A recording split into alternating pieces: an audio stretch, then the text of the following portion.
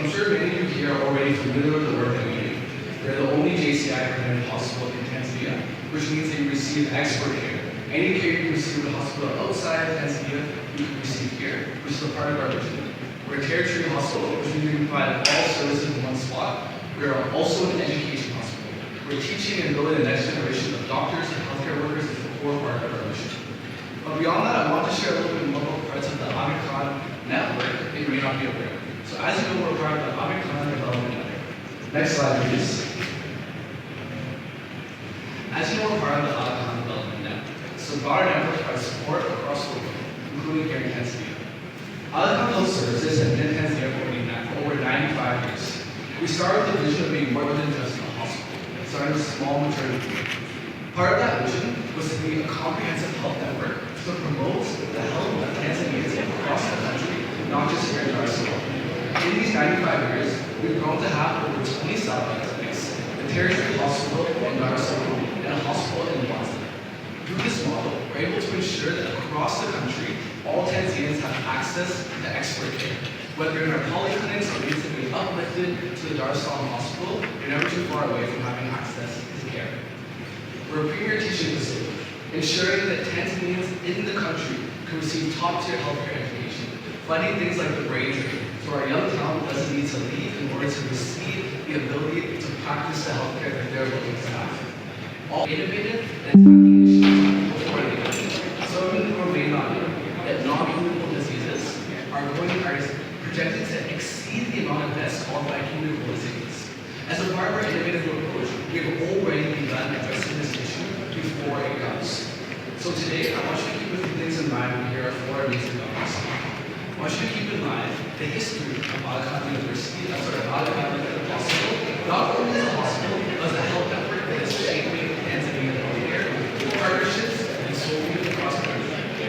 I also want you to keep in mind when you hear the doctors speaking, what we're not only doing in the operating rooms, but outside of the operating rooms, such as our EHR project, which is revolutionizing how we have health records and making them completely digital, not only helping in healthcare, but also looking at our impact on the environmental through a Go Green initiative. So without further ado, my name is Jamal. I'll be your moderator today. I'll be introducing to everyone. I just want to take a moment to call them all up here so we can hear what they have to say. Next slide. So first I'll call Dr. Yasser Abdullah. He's a consultant neonatologist and assistant professor of pediatrics. Next I'll call Dr. Efraim Rashput, who's our consultant orthopedic surgeon. Next I'll call up Dr. Javed Jalwani, who's our consultant interventional cardiologist. And finally, Dr. Harrison Jordan, who's a senior consultant oncologist and medical director. Next slide, please.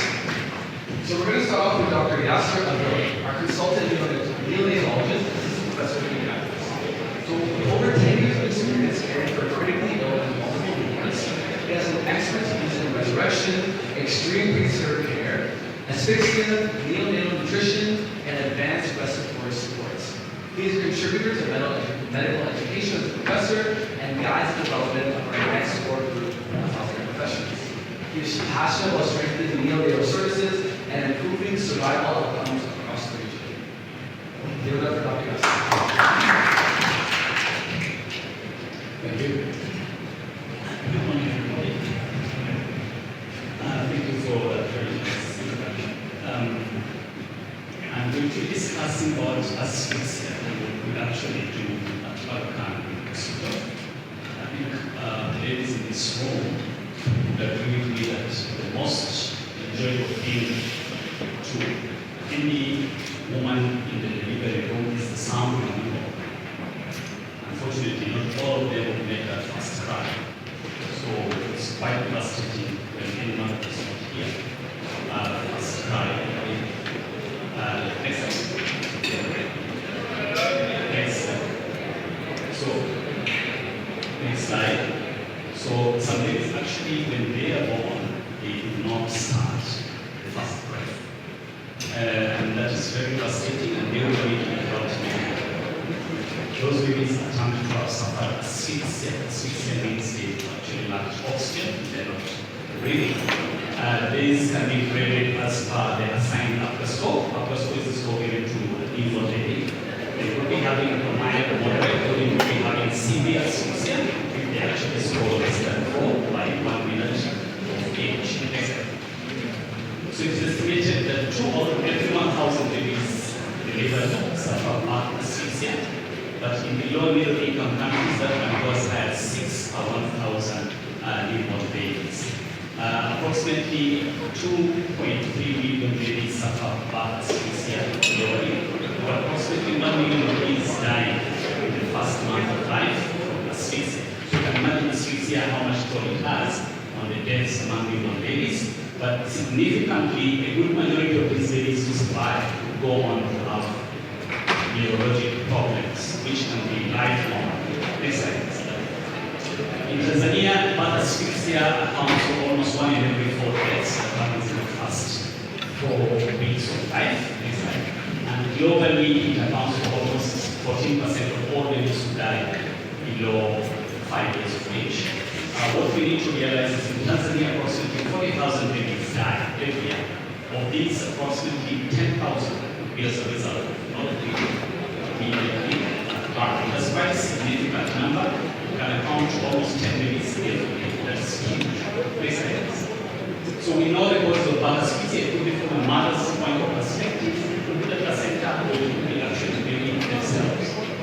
Without going into too much of this, let's look at this slide. So what's important is when baby suffers any insult that will result in low oxygen in utero, the first thing that we will do is to actually shunt blood away from the peripheries, the skin, and all the other organs, as well as the hind peripheries, trying to support the most important organs. If this persists, then they will go for the dying peripheries. We'll open the blood vessels into their brain to just prove the brain, because the brain is the most important organ that we have. If that persists, the baby would actually know this is very serious, will stop breathing. If that persists, we take into gasping, and if that persists, they can actually succumb. Their heart stops pumping properly, and they'll die. This like this.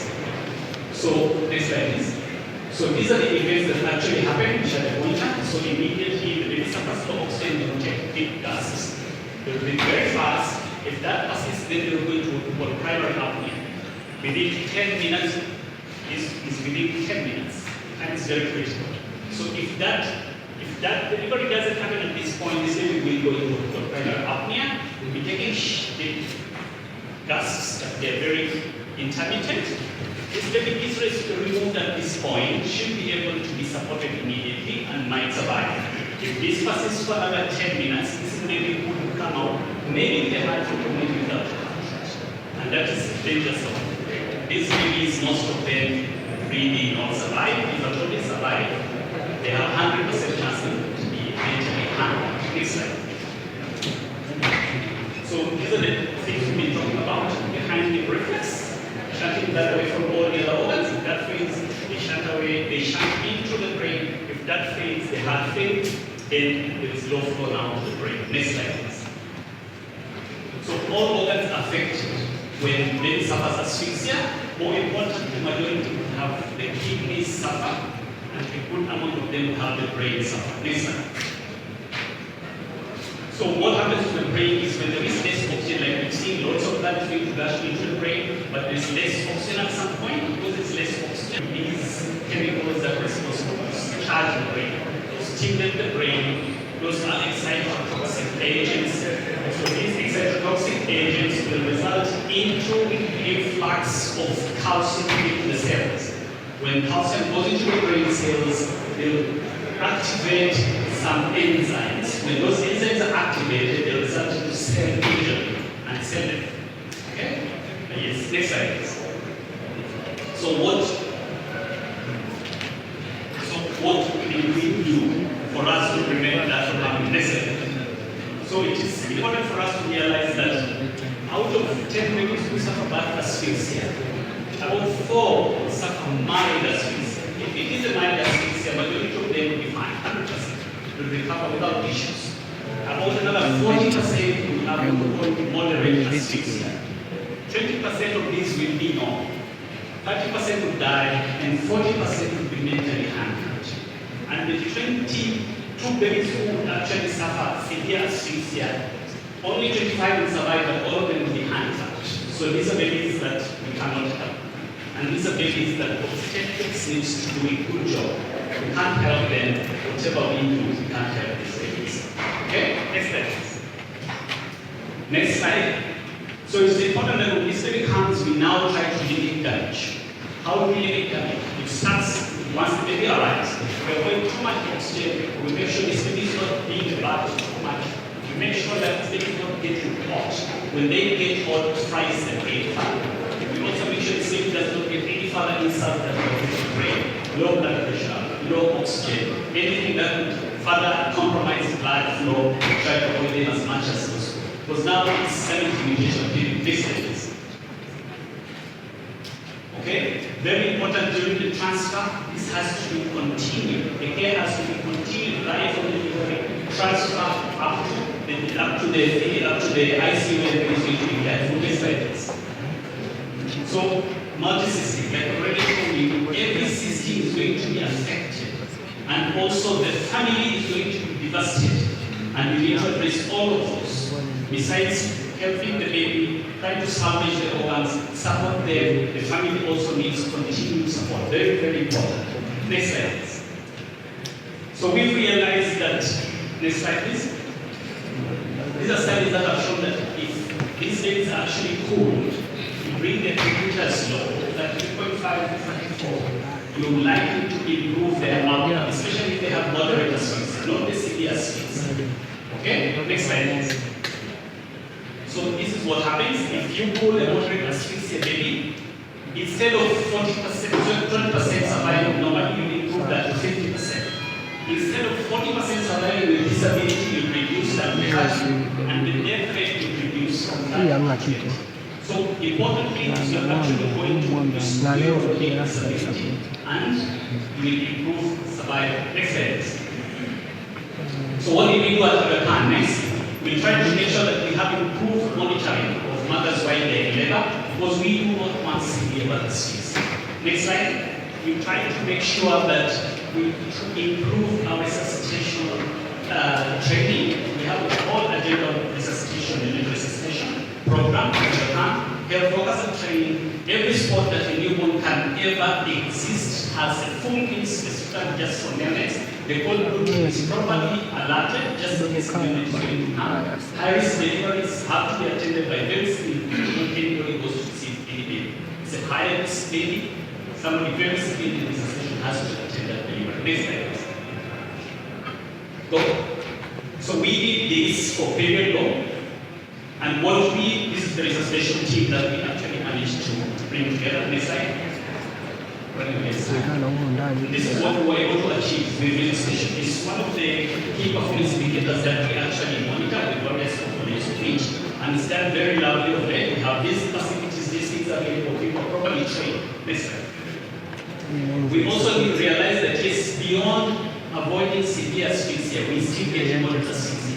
Remember in the States, for instance, there are 3.6 deliveries every year. We have 2 million deliveries.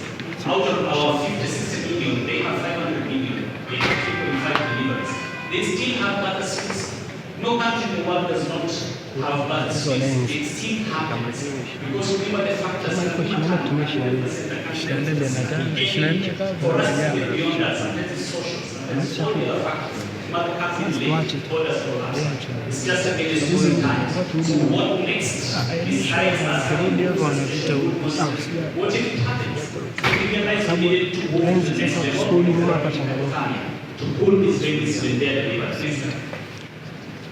So we managed to pull them without very, very fancy gadgets. We use gel packs, that is I'm sure that we can use gel packs, but it's labor intensive. We need to properly train. They're on the patient all the time. It's one-to-one special patient. They're changing all packs every 2 to 3 hours as long as the temperature of the baby fluctuates. They keep changing when the temperatures are stable. We achieve very nice temperature ranges during the cooling process. This slide. And our outcomes so far we're moving into the right direction. Previously we had a number of deaths, the gray ones, but it seems like we are now moving into the green ones, meaning the babies are getting better. Remember the slide that I showed about the pH and the time? These babies with severe asphyxia asphyxia had very low pH, and we couldn't save them. This is a very important slide that can be shared nationally. If we have babies with this kind of pH, don't put our money to hold these babies. They won't survive. So there's no resources there. We need to prevent these pH by having very good obstetric monitoring of these mothers, and then very good resuscitation team that is available on the ground to immediately take this baby and salvage it as quickly as possible. Next slide, please. So my take-home message is yes, 1 in every 4 babies is going to suffer severe asphyxia. There is need for good antenatal intrapartum monitoring of the mothers when they're in labor.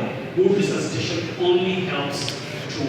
Next, we have Dr. Edward Marshwood, who's a consultant orthopedic surgeon with over 15 years of experience.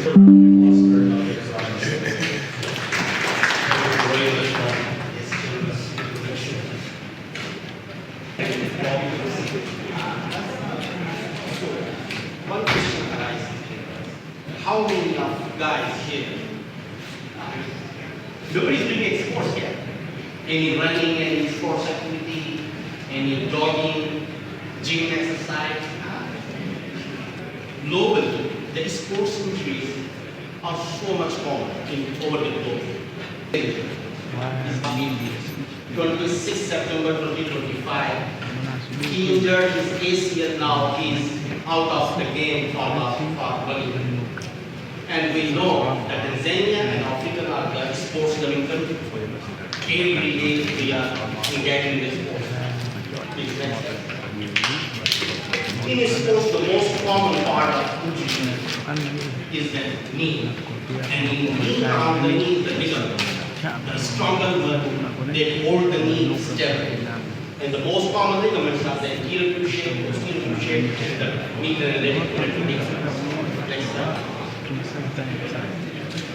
So we are discussing our patient if we manage at Al Hospital, the MRI showing the sagittal and the coronary view. In sagittal view, we can appreciate the whole ACL anterior cruciate ligament torn, and the posterior half of the medial meniscus is torn. So we plan arthroscopically anterior cruciate ligament reconstruction and medial meniscus repair. So this is the video showing laxity of the ACL. Completely torn ACL. Next please. So this is the arthroscopic picture of the ACL torn and the medial meniscus buccal. Next please. So how we harvest the tendon for the ACL reconstruction in the knee? We take the hamstring block, the gracilus and simultaneosus, and we map it quadruple. And then arthroscopically we put inside the knee. Yes, next slide. So this is the arthrex device with which we repair the meniscus. This is the stitch fiber, and second is the arthroscopic view of the tendon, the femur and the tibia, through which we pass the graft. Yes, next slide.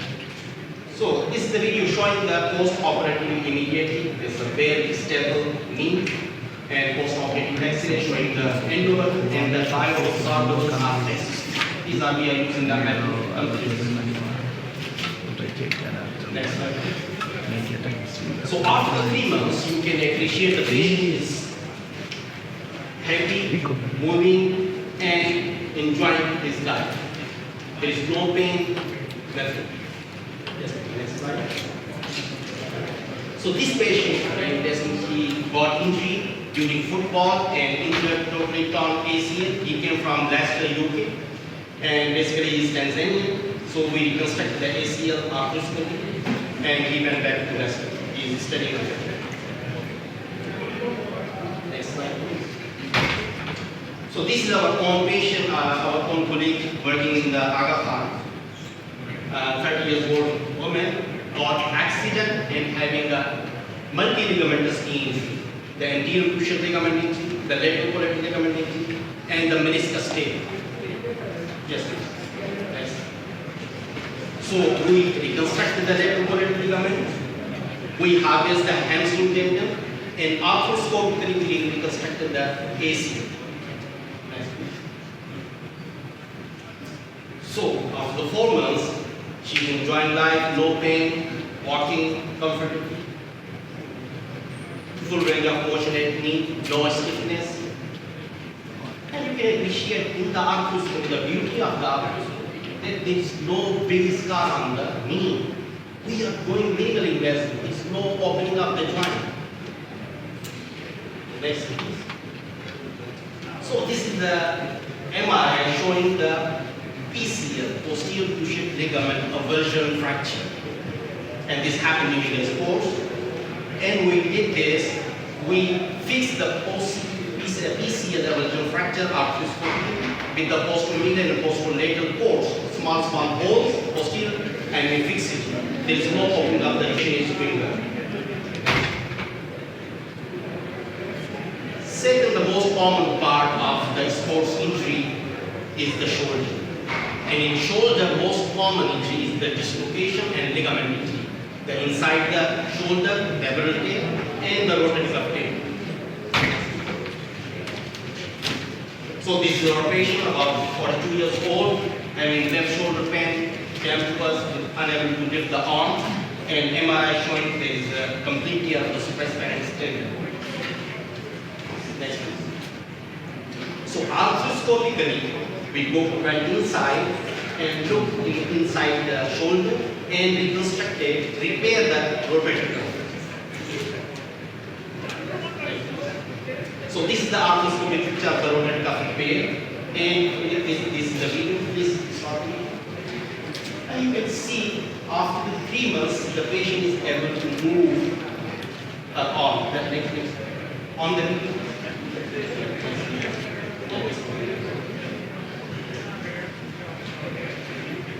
patient is comfortably moving, full range of motion and shoulder, and no scarring, no scar.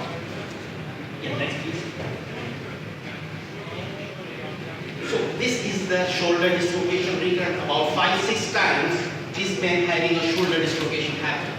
So we went inside with the arthroscope, and arthroscopically we repair the level. And after the surgery of about 2 months, and he's moving comfortably shoulder. So this is the ankle ligament tear. This is the most common. Everyone in life, sometimes in life, having an ankle sprain. And if this is sprain beyond the limit, that causing the tear of the ligament. This is the anterior talofibular ligament. With repair, with an arthroscopically, there is no scar over the ankle, and patient is comfortably walking after 2 months. Next, please. Yeah, this is the complete tear of the rupture. Can you look at this? We repair with the Arthrex bioabsorbable. This tissue is absorbing the bone. No need to remove, no nothing inside. You can have no appreciation on the X-rays. After 6 months, this is to absorb itself in the bone. So before the procedure, the angioplasties, as well as the skill and stress test. Thank you, Johan. Next, our first presenter was a pediatrician in medicine and cardiology is also medicine. But intervention cardiology is a hybrid of two things and feet. So medicine, as Dr. Yasser presented, was a medicine. Dr. Irfan presented on plastic surgery. So surgical things we see with our naked eye.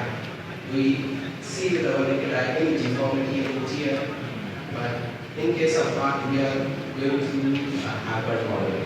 Medical therapies and then bit of surgical but miniature, smaller devices. So next, so we were from the hospital, tertiary hospital, and if you look back 200 years before, were there any hospitals like the one we are seeing? If anyone can just even appreciate what we are seeing today, do we see these things 200 years ago? Nowhere in the rest you don't see these innovations. Even the quality of air, the environment, even if you ask someone, the air conditioning system was not there back in days. Whatever temperature we set, we came. So these are the innovations of today. Next. Okay, this is a picture showing procedure and a clinical practice. So, cardiology is a hybrid of clinical medicine and procedures. Next, there's one procedure being done. This is staff doing ECG. So, if I ask anyone, if anyone knows the history of ECG, when the first ECG was discovered, first ECG machine. Anyone in the audience? Okay. 1903. And Nobel Prize for ECG invention was given to Anton in 1924, nearly 201 years ago. So this miniature ECG now you can see in your watch. A small miniature device. So at that time, 100 years ago, the ECG was a huge room. A big room containing bottles, salt in it, and then 3 electrodes. A huge machine that was used to take a print of ECG, and then the same ECG was sent to a physician by a cable, because there are different explanations now. We have traveled this 100 years journey, and we can see, we can identify some diseases. So we must appreciate that we are getting treatment at earliest generations. Those generations who were able to, we were unable to identify the disease. They knew there's a problem, they did not know what is the medicine, what is the treatment. And the first medicine ever identified to treat AY was marketed. It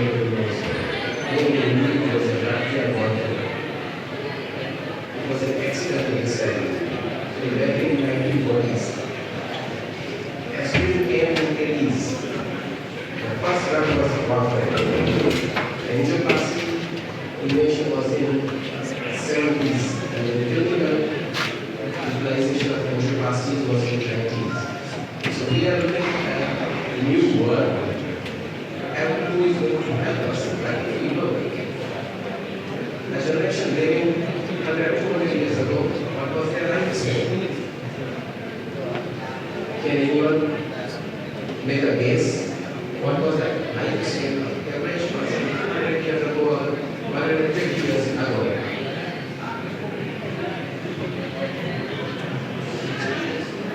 No. Even you.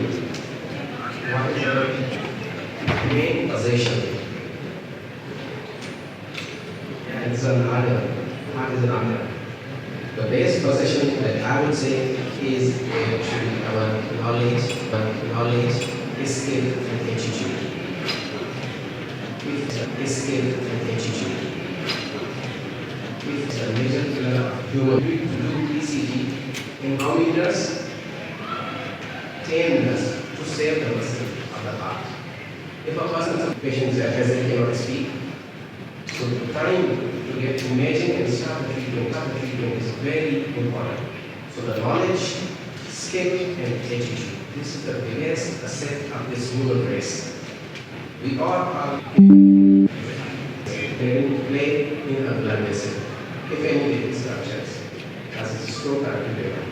So epilogenesis. And normally you will know blood clots. Within seconds we see the symptoms of chest pain or stroke. There is a cholesterol in the blood vessel. And then there is a hand pain organ. Good afternoon, everyone.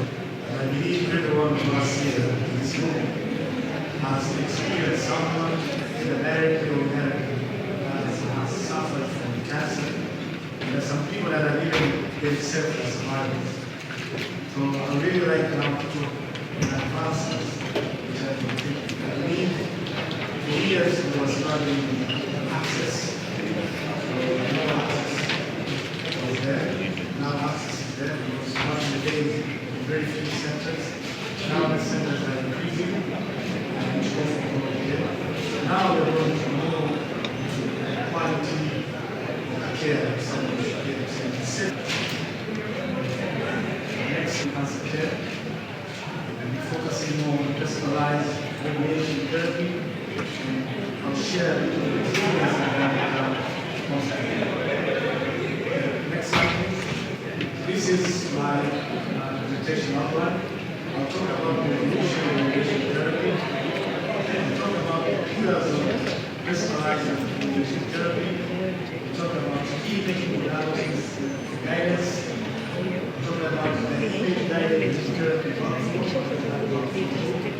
talk about adaptive radiotherapy cycle, what is the clinical impact and benefits, and then I'll share some few times to get decision was number one, human itself and the organs, which organs that are surrounding you, they do move, they shift, they move either by you breathing or by you sneezing during the treatment, right? Naturally, organs are frequent.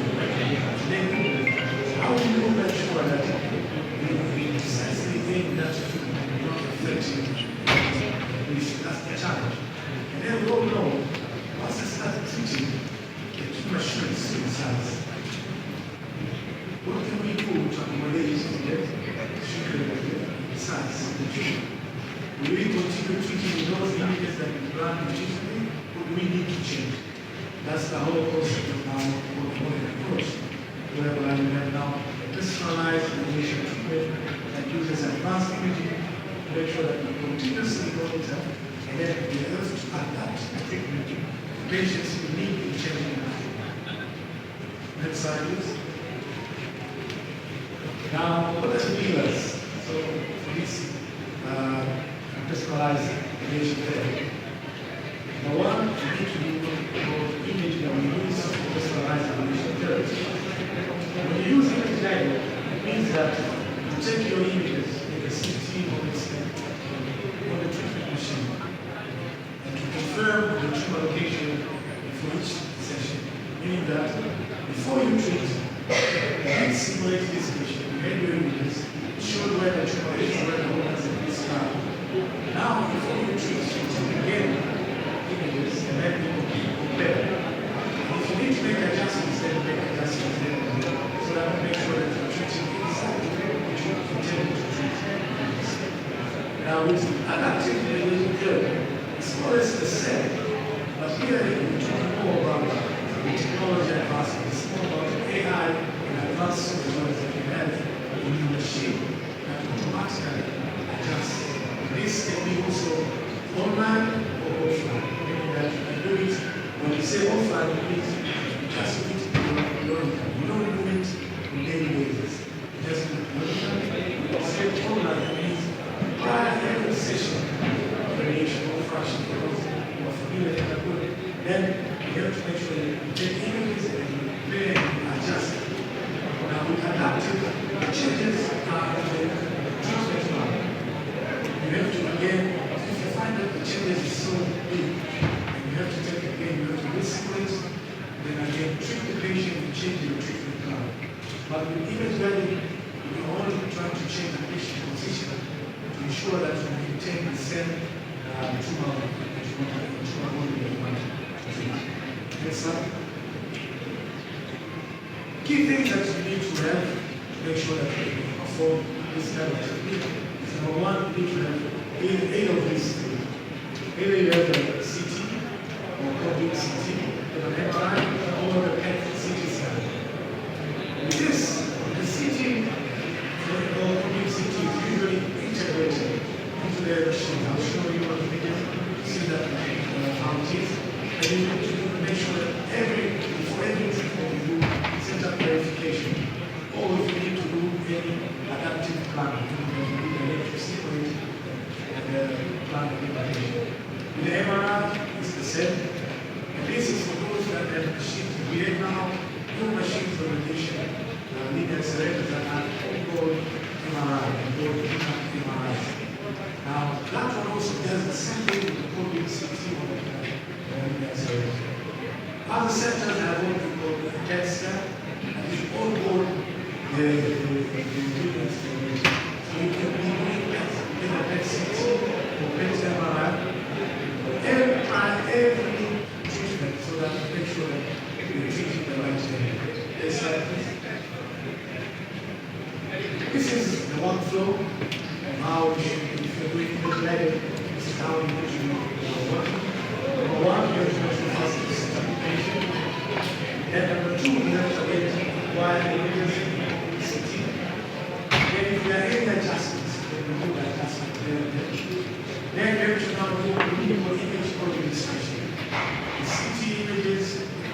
current complex limits are aligned so that you make sure either you write them as a system or system automatic or manual so that you make sure that you're treating the right person. And then you make the necessary position corrections like the coach and next slide, please. For adaptive radiation therapy, it's more or less as NGRT, but as I mentioned, for here we use AI and advanced software to do these changes rather than manually using radiation. Next slide, please.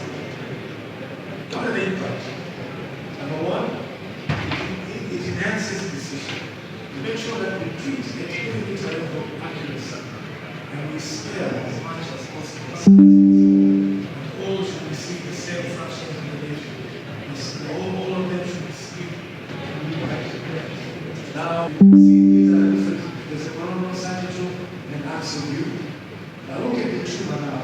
Next slide. After 15 sessions of radiation, see how much the tumor has shrunk. This blackness at how colors has shown that the tumor. So after that, we head again to replan, and this is what we call adaptive. We have to simulate again the patient, replan, and then offer new treatment plan. That's that. That's it.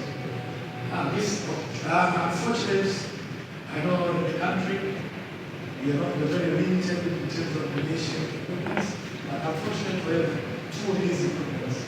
These are linear accelerators from the electron, plus HD, and all of them, the one that I have all board big CT, so the one you see there is a board big CT.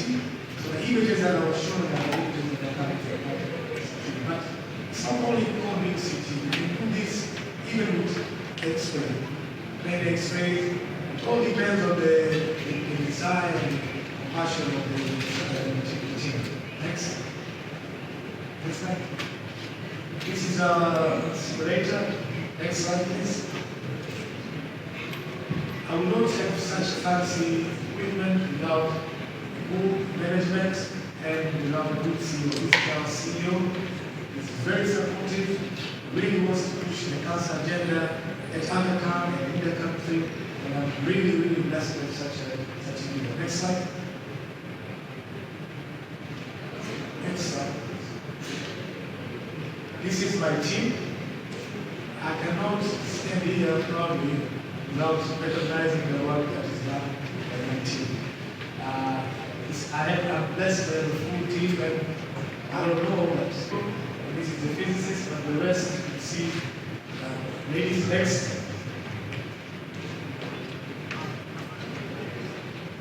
Again, this is the biomedical team that gives us a lot of support. Next.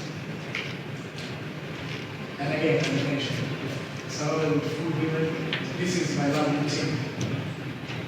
Sauda, Luna, Juliet, Doreen, yes. Those are two volunteers, and then also the medical physicists. Now is my next, that's the end of my presentation. My take-home message, again, repeating what I said before. For years and years, we were struggling for access. Now we have access. I think the next phase or the next thing should be that we should be aiming for quality and patient safety. So by that it means we need to be offering high precision radiation therapy, taking into consideration patient safety. So with that, thank you so much.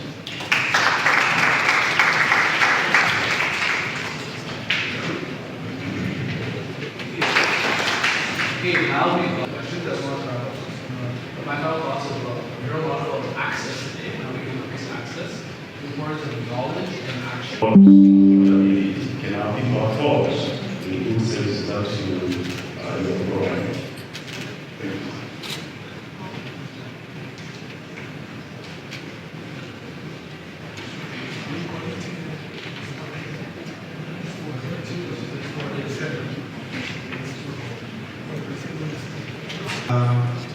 Key issues on our panel. Thank you, Organic Hospital, for taking care of the loved ones. Your work is safe, terrorist, and massive. My name is Sango Manali, founder of the World Health Organization. Our organization is located at Mwanza, Uganda. My question goes directly to yes, concerning about aspect issues. There is a lot of aluminum and in fact, there are issues like supplements to take care of this long-term complication of acidification.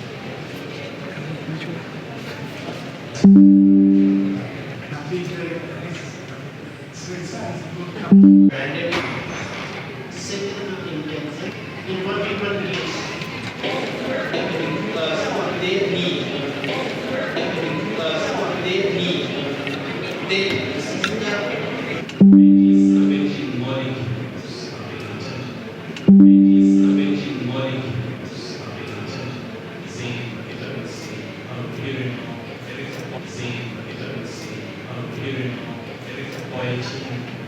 So far, nothing is yielding the fixed. Obtaining the real assistation, right training, but keep your eyes open. Think next week and turning us become a 6 weeks training program for critical care and mental training. You either to critical obstetric care, which will be taught to you, because we agree that we need to prevent other things that are important. Then we include resuscitation. So if you just knowing how to resuscitate and not knowing what is really happening to this baby before it comes out, you kind of don't have to say. When you know that monitoring is this is not going the right way, I don't want to flat baby, you're likely to put some pressure on your obstetric team to get that baby out of its source. There's no issues only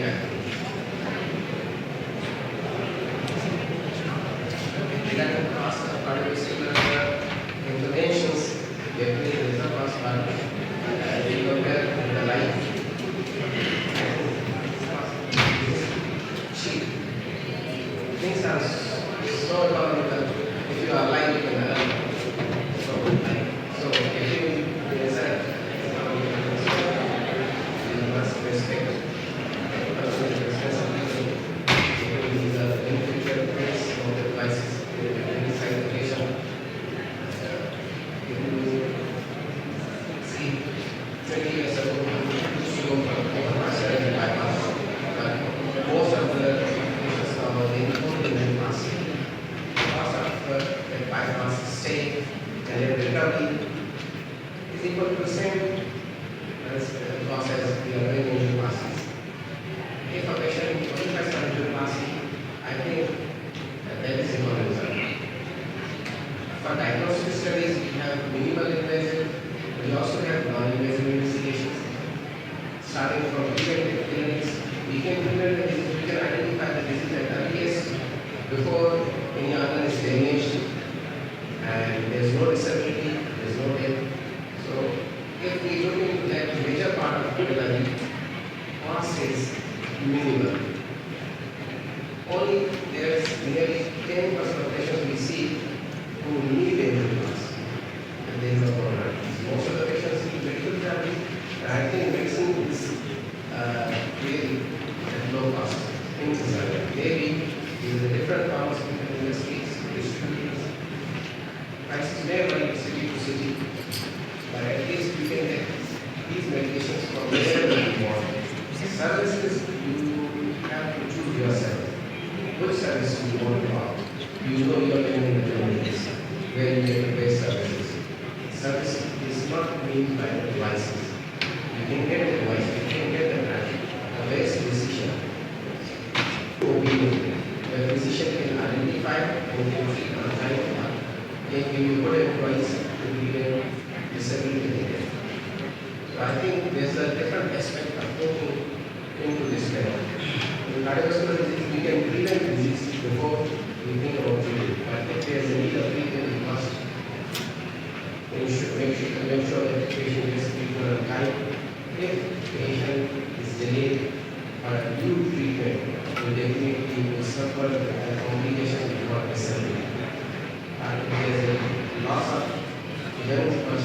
in the last up, that we say premature death, premature disability is a huge loss. Premature disability and death is a huge loss. We cannot compare with the past. Certificates in appreciation for your significant role in the success of South Tanzania Summit. The forum with the midwife created a vital space for exchange of pioneering healthcare insights, and also there's a trophy that says in appreciation of your continuous commitment and leadership in strengthening healthcare system across Tanzania and beyond.